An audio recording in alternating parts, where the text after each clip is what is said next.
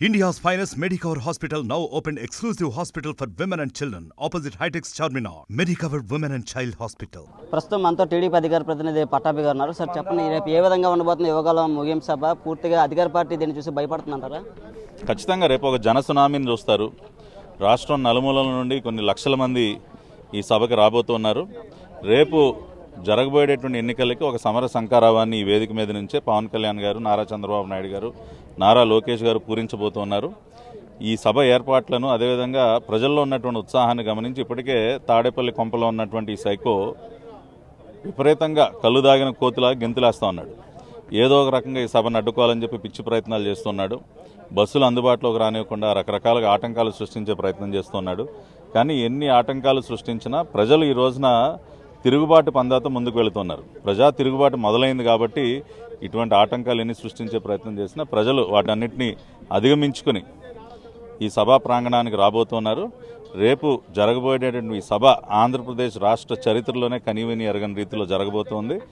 రేపు జరగబోయేటటువంటి ఎన్నికలకి అదేవిధంగా జగన్మోహన్ రెడ్డి పతనానికి రేపటి సభ ఒక పునాది వేయబోతోంది. ఇలాంటి సభలు ఎన్ని చేసుకున్నా, ఎన్ని పార్టీలు కలిసినా వైసీపీని ఓడించేది లేదు, మేము సింహం అలాగే వస్తామని చెప్పారు. ఇప్పుడు అంత ధైర్యవంతుడు 11 కాన్స్టిట్యున్సీల్లో మొన్న ఇన్ఛార్జీలు మార్చాడు. రాత్రి మంత్రులకి ట్రాన్స్ఫర్లు అంట. ఇంకా 70-80 నియోజకవర్గాల్లో క్యాండిడేట్లు మారుస్తా ఉన్నాడు. అంత ధైర్యవంతుడు అయితే మరి ఇంత సర్కస్ చేయాల్సిన అవసరం ఏముంది? మొన్నటి వరకు నా స్టిక్కరు, నా బొమ్మతో ఉన్న స్టిక్కర్ గడప గడపగా అంటించుకుంటూ వెళ్ళండి చాలు మనం గెలిచిపోతాం అన్నాడు. ఇవాళ స్టిక్కర్ పనిచేయట్లేదా? ఇవాళ అందుకనే జగన్మోహన్ రెడ్డికే తెలుసు ఇవాళ అద్దం ముందు తనను తాను చూసుకోలేనటువంటి ఒక భయంకరమైనటువంటి పరిస్థితిలో ఉన్నాడు. కాబట్టి ఇవాళ భయంతో, ఓటమి భయంతోనే ఇటువంటి పిచ్చి ప్రయత్నాలన్నీ చేస్తున్నాడు. ఎప్పుడు ఎన్నికలు జరిగినా వైఎస్ఆర్ కాంగ్రెస్ పార్టీని, జగన్ రెడ్డిని బంగాళాఖాతంలో కలిపేయడం ఖాయం. డిపాజిట్లు కూడా రావు, పులివెందుల్లో కూడా గెలుస్తాడన్న నమ్మకం జగన్ రెడ్డికి లేదు. మమ్మల్ని ప్రజలే గెలిపిస్తారు, సంక్షేమ పథకాలు గెలిస్తే వై నాట్ 75 ఎందుకు రావని చెప్తారు. ఇవాళ ఈ సంక్షేమం అంతా కూడా మోసకారి సంక్షేమం అని చెప్పి ప్రజలు పూర్తిగా అర్థం చేసుకున్నారు. ఇవాళ ఒక అమ్మఒడి పథకం కానీ, రైతు భరోసా కానీ ఇవాళ జగన్మోహన్ రెడ్డి చెప్పింది ఏంటి, వాళ్ళు చేస్తున్నది ఏంటి? మద్యపాన నిషేధం చేసే నేను ఎన్నికలకు వెళ్ళి ఓటు అడుగుతా అన్నాడు. లేదంటే అసలు ఓటు అడగటానికి రానని చెప్పాడు జగన్ రెడ్డి. కానీ వాళ్ళు ఏమవుతా ఉంది, మద్యం ఏరులై పారుతా ఉంది. అసలు ఏం అర్హత ఉంది వాళ్ళు జగన్ రెడ్డికి ఓటు అడగటానికి? కాబట్టి ఈ సంక్షేమం అంతా కూడా మోసకారి సంక్షేమం, నువ్వు నొక్కేటటువంటి బటన్ కూడా ఉత్తుత్తి బటన్ అని చెప్పి ప్రజలు అన్ని విధాలు కూడా అర్థం చేసుకున్నారు. రేపు నిజమైనటువంటి సంక్షేమాన్ని, అభివృద్ధిని అందించేటటువంటి ఏకైక నాయకుడు నారా చంద్రబాబు నాయుడు అన్న నిర్ణయానికి ప్రజలు ఆల్రెడీ వచ్చేశారు. రేపు ఏర్పడబోయేది టీడీపీ జనసేన సంకీర్ణ ప్రభుత్వం. జగన్ రెడ్డికి కాలం చెల్లింది. తన శేష జీవితాన్ని రాజమండ్రి, విజయవాడ లేదంటే వైజాగ్ సెంట్రల్ జైల్లో గడుపుతాడు. రేపు ఏ విధంగా ఉండబోతుంది సభ? అలాగే ఏర్పాట్లు కూడా చూస్తున్నారు. పూర్తిగా అయితే ఏం ప్రసంగించున్నారు? ముఖ్యంగా ప్రజలు చాలా మంది ఏం చెప్తారని చెప్పి చాలా ఆసక్తిగా ఎదురు చూస్తున్నారు. పవన్ కళ్యాణ్, చంద్రబాబు, లోకేష్. ఇవాళ రాష్ట్రంలో ఉన్నటువంటి కోట్లాది మంది ప్రజల భవిష్యత్తుకు ఒక గ్యారంటీని ఇచ్చే విధంగానే ఈ సభ ఉండబోతోంది.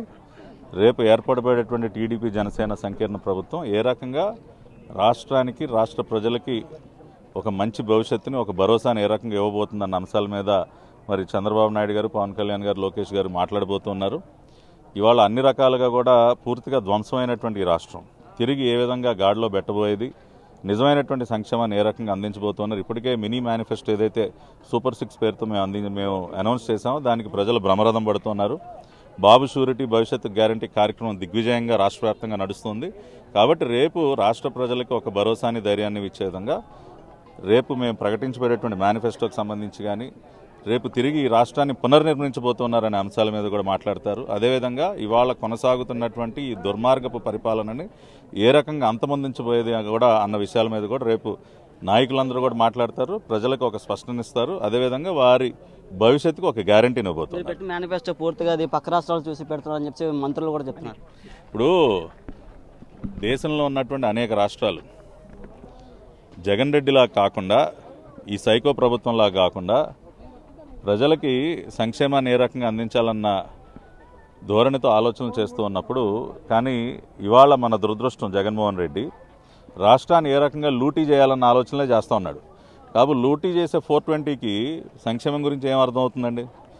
ఇవాళ లూటీ చేసేటట్టు, ప్రతినిత్యం లూటీలు చేసేటటువంటి ఒక 420 రాష్ట్ర ముఖ్యమంత్రి జగన్ రెడ్డి. ఇసుకలో ఎంత మింగుదాం, లిక్కర్లో ఎంత మింగుదాం, ఎక్కడ ఎవడి స్థలాన్ని కబ్జా చేద్దాం, ఇవే కదా ఆలోచనలు. ఈ ఆలోచనలు తప్పితే మంచి ఆలోచనలు ఏమైనా జగన్ రెడ్డికి వస్తాయా? రిషికొండకి ఎలా గుండు కొట్టిద్దాం, ఊరికి ఒక ప్యాలెస్ అలా కట్టుకుందాం. కాబట్టి ఇటువంటి దిక్కుమాలిన ఆలోచనలు చేసేటటువంటి జగన్ రెడ్డికి సంక్షేమం గురించి కానీ మేనిఫెస్టో గురించి కానీ ప్రజలకు మంచి చేసేటటువంటి ఆలోచనలు కానీ ఏ రోజు కూడా రావు. తెలుగుదేశం పార్టీ ప్రకటించినటువంటి సంక్షేమ పథకాలు ఏవైతే ఉన్నాయో ఇవాళ రాష్ట్రంలో ఉన్నటువంటి ప్రజల స్థితిగతులను అర్థం చేసుకుని వారికి ఏదైతే అవసరమో, ఇవాళ అమ్మఒడి ప్రతి పిల్లవాడికి 15,000 ఇస్తానని మోసం చేశాడు. మేము ఈ రోజున ఒక భరోసాని ఇస్తా ఉన్నాం. జగన్మోహన్ రెడ్డి లాగా కాదు, ఇంట్లో ఎంతమంది పిల్లలు ఉంటే అంతమందికి 15,000 ఇస్తామని మేము భరోసాని ఇస్తూ ఉన్నాం. ఇవాళ రైతు భరోసా పేరుతో రైతు అన్నను దగా చేశాడు. మేము అన్నదాత పేరుతో రైతులకు 20,000 ఇస్తామని చెప్పి మేము హామీ ఇస్తున్నాం. కాబట్టి ఎక్కడెక్కడైతే జగన్మోహన్ రెడ్డి మోసాలకు పాల్పడ్డాడో, ప్రజల్ని దగా చేశాడో అవన్నీ సరిచేసుకుంటూ నిజమైనటువంటి సంక్షేమాన్ని ప్రజలకు అందించాలన్న ఆలోచనతో మన సూపర్ 6 మేము అనౌన్స్ చేసాం. రేపు మా ఫుల్ మేనిఫెస్టో చూసిన తర్వాత జగన్మోహన్ రెడ్డికి హార్ట్ అటాక్ రావడం ఖాయం. ఇది పట్టాభి గారు చెప్తున్నారు. పూర్తిగా అయితే మా మేనిఫెస్టో చూసాక పూర్తిగా వైసీపీ పార్టీకి హార్ట్ అటాక్ వస్తుందని పట్టాభి గారు చెప్తున్నారు. Bus video journalist Naidu Vizianagaram జిల్లా నుంచి. మరిన్ని వీడియోస్ కోసం ఛానల్ ని సబ్స్క్రైబ్ చేయండి. లేటెస్ట్ అప్డేట్స్ కోసం వాట్సాప్ ఛానల్ ని ఫాలో చేయండి. అండ్ లింక్ డిస్క్రిప్షన్ లో ఉంది.